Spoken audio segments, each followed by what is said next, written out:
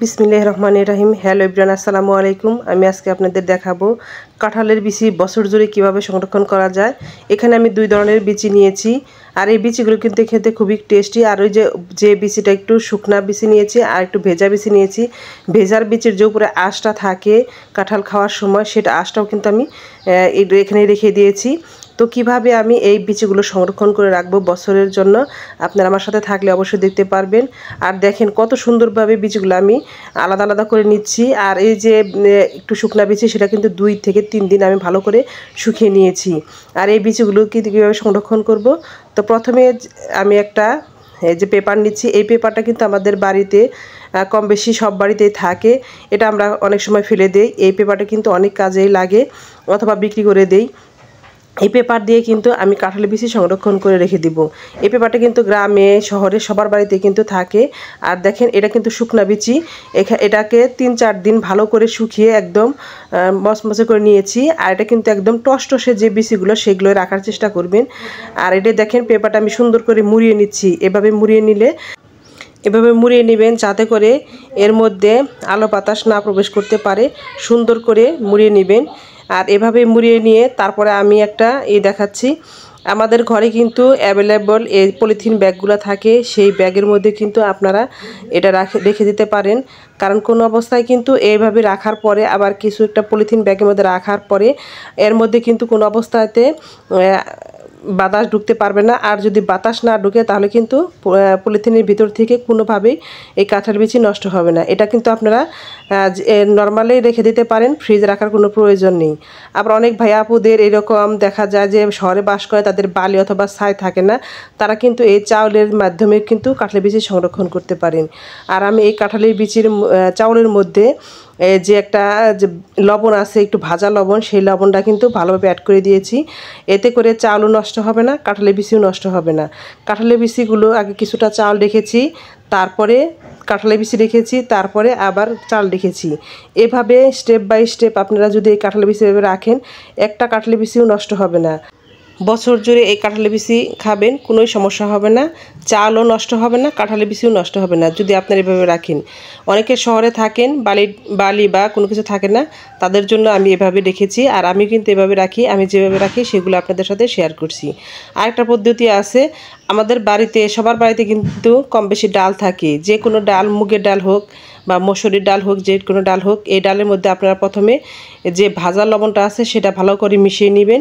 মিশিয়ে নেওয়ার পরে একটা যে কন্টেনারের মধ্যে নিয়ে তারপরে সুন্দর করে নিচের সাইডে বিছিয়ে নেবেন। নেওয়ার পরে এখানে কাঁঠালের বিচি অ্যাড করবেন।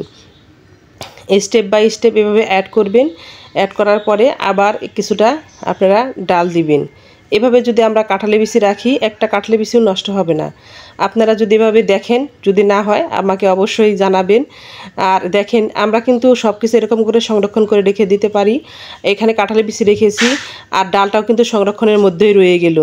এভাবে কিন্তু আমরা স্টেপ বাই স্টেপ রেখে দিলে বছরের পুরো বছর ধরে আমরা খেতে পারবো। আসলে কাঁঠালের বিচি কিন্তু পুষ্টিকর একটি খাবার। এটা কিন্তু আমাদের সারা বছর পাওয়া যায় না। আমরা যদি এভাবে সংরক্ষণ করে না রেখে দেই তাহলে কিন্তু পরবর্তীতে আর পাবো না। 2-3 মাসের মধ্যে এটা শেষ হয়ে যায়। তাই এদিকে দেখেন বালির মাধ্যমে কাঁঠালের বিচি সংরক্ষণ করে রেখে দেব। যাদের কাছে বালি আছে তারা কিন্তু এইভাবে এই পদ্ধতিতে বালির মধ্যেও কাঁঠালের বিচি রেখে দিতে পারেন। প্রথমে এই যে আমি একটা এয়ারটাইট কন্টেনার নিয়েছি, এই কন্টেনারের ভিতরে আমি কিছুটা বালি দিয়ে দিলাম, তারপরে দিয়ে দিব কাঁঠালের বিচি। তো যে ভাইয়ারা এ পর্যন্ত আমার সাথে ধৈর্য ধরে আপনাদের মূল্যবান সময় নষ্ট করে বসে আছেন, তাদেরকে অসংখ্য ধন্যবাদ। আর আপনারা হয়তো অনেক সময় দেখা যায় যে ভিডিও দেখতে দেখতে লাইক দিতে মনে থাকে না, প্লিজ একটা লাইক দিয়ে দিবেন। আপনাদের সুন্দর একটা লাইক, আপনাদের সুস্পর্শ লাইকের স্পর্শ আমার এই ছোট্ট চ্যানেলটাকে আরও 10 জন ভাই আপুর কাছে পৌঁছে দিতে পারে।